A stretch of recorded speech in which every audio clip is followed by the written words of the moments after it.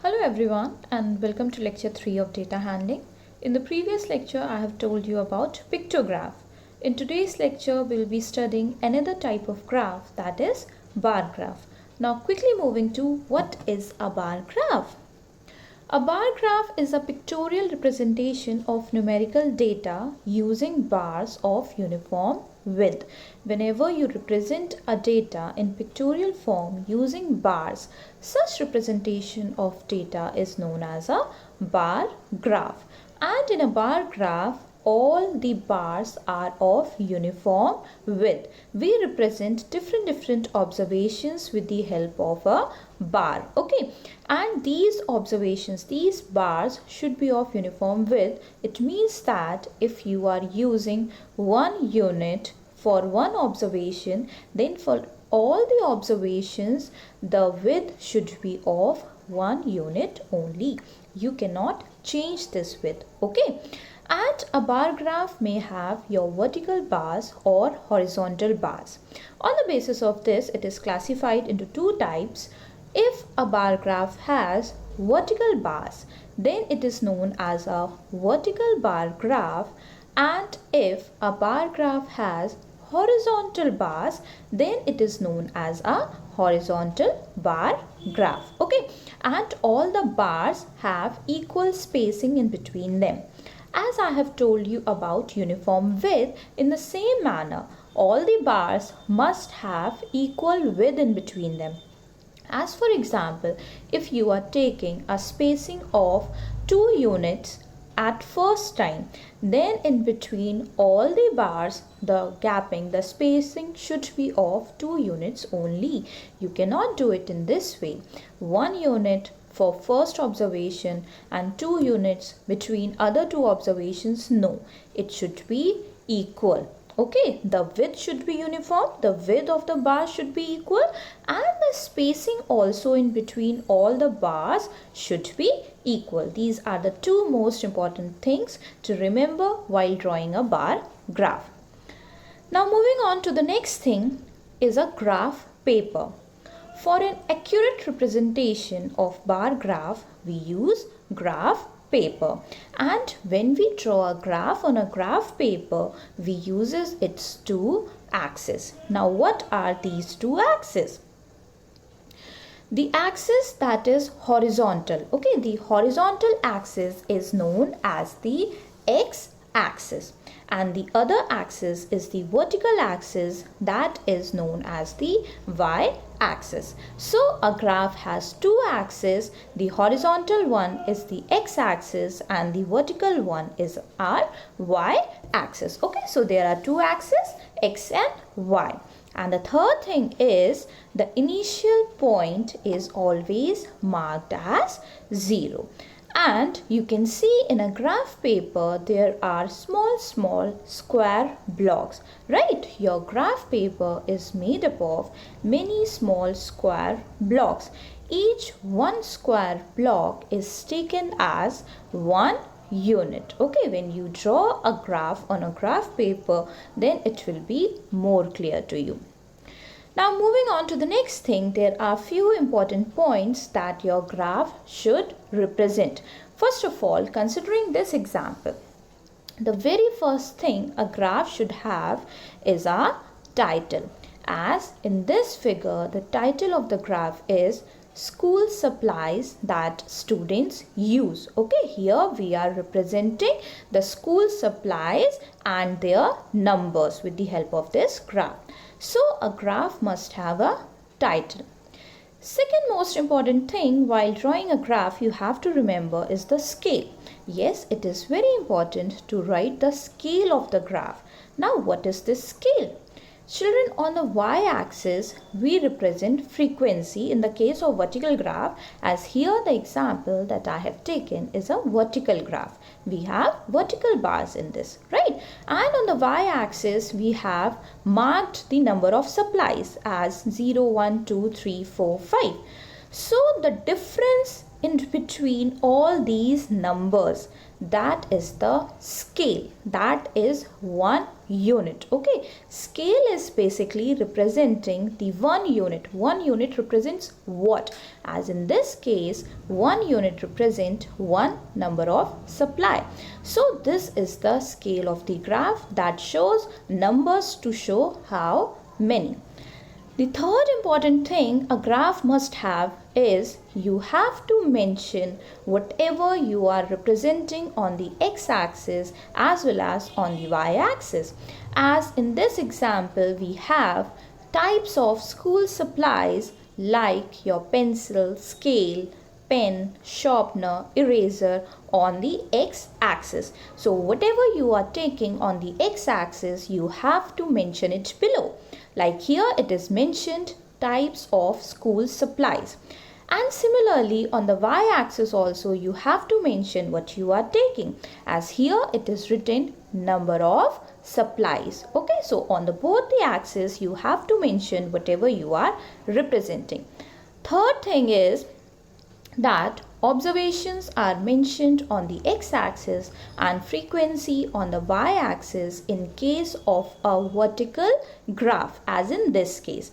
And if you are drawing the horizontal graph, the things will be the opposite. Like in case of a horizontal graph, the frequency will come on the x-axis and observations will go on the y-axis. Children, in the previous lecture I have already told you what is a frequency and what are observations. Okay, if this thing is clear, then it will be very easy for you to draw a graph. So these were the important things that you should remember while drawing a graph.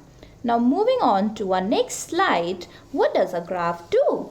A graph tells us a lot of facts. Like in this example, this graph is showing birthday of students by month. We have all the 12 months on the x-axis and we have number of students on the y-axis, and we have different bars to show how many birthdays lies in a particular month. Okay, so with the help of this graph, if I ask you which month has the maximum number of birthdays, so just by looking at the picture of this graph you can tell me the answer is June, right? As it has the highest bar. And if I ask you which month has the least number of birthdays, so again by looking at the picture you can see it is August. The bar is the smallest for August. So this means in August month, less children have or least children have their birthdays. Similarly, if I ask you how many students have their birthdays in July, so look at the graph. At the month July, the height of the bar is going till the number 6. Okay, you have to check the frequency. You have to check the height till where the bar is going. Here for July, we have the bar reaching 6. So that means 6 students have their birthdays in July. Similarly, if I ask you the birthdays for the month of May, then look at the month May, the bar is reaching a height 8, right? So that means 8 students have their birthdays in the month May. So in this way you will be able to answer the questions based on the given bar graph, and there are many more things a bar graph can tell you. Now moving on to our last slide. Here I have taken a graph drawn on a graph paper so that it is easier for you to understand. Here if you look at the graph, we have taken 1 unit for 1 bar. Okay, we have taken the width of 1 unit for 1 bar, and on the scale side, if you see the y-axis, we have the markings as 0, 10, 20, 30, 40, 50, 60 and so on. So here on the y-axis we have taken 1 unit as 10. Okay, now what is represented on the x-axis and y-axis? Let us see on this graph. X-axis has the years as 2002, 2003 and so on till 2006. and my y-axis has the production of food grains in million tons. This is the unit. So production of food grains in million tons, this is the quantity. How many food grains are produced in different years? So if I ask you what is this graph representing, so just by looking at both the axis and the graph, you can tell me it is representing the production of food grains in different years. Okay, and if I ask you about the scale of this graph, children, scale of the graph, knowing the scale of the graph is very much important for reading the graph also and for drawing the graph also. Here for scale, you will check the y-axis. We have a difference of 10. And what is represented on y-axis? That is production of food grains in million tons. Okay, so 1 unit is representing 10 million tons.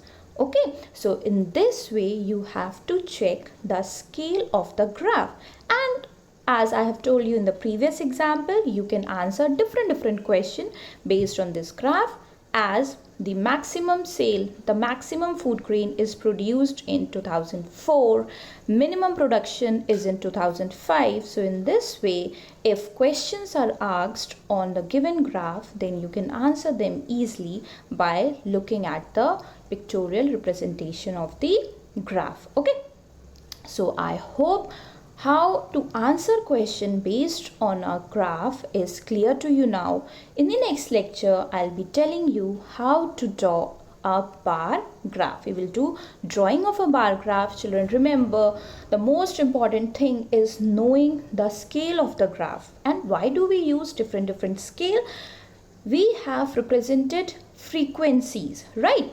And frequency can be in bigger numbers also. Frequency can be a very bigger number, and we have a small graph paper to adjust it, right? So that's why we take it in multiples. Suppose if I have frequencies in the form of 200, 400, 600, 800, so I'll take my scale in the gapping of 200s, in the multiples of 200s. Okay, similarly if you have for thousands, you can take in the multiples of thousands.